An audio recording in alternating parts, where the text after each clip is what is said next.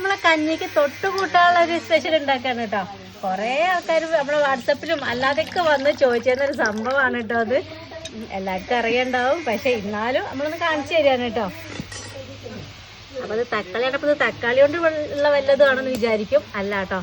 അപ്പം ആദ്യം നമ്മൾ ഈ കറിക്ക് വേണ്ട തക്കാളി ഇട്ട് കൊടുത്തു, കുറച്ച് വെളുത്തുള്ളി ചതച്ചത് ഇട്ട് കൊടുത്തു, പിന്നെ ഇതാ കറിവേപ്പില ഇട്ട് കൊടുത്തു, പിന്നെ ഒരു 2-3 പച്ചമുളക് കീറിയത് ഇട്ട് കൊടുത്തു കേട്ടോ.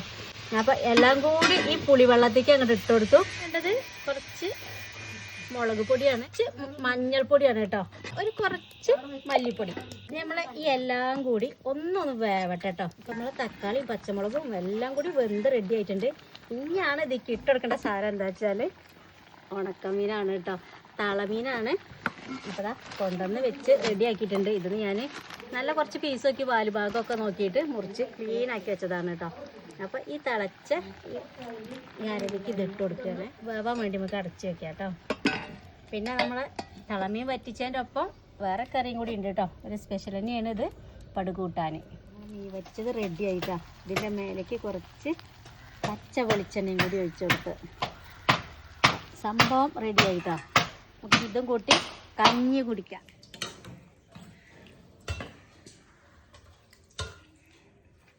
അപ്പോൾ അതാ ചൂടുള്ള കഞ്ഞി, ചൂടുള്ള ഉണക്കലമീൻ വറ്റിച്ചതും പടുകൂട്ടാനും കേട്ടോ.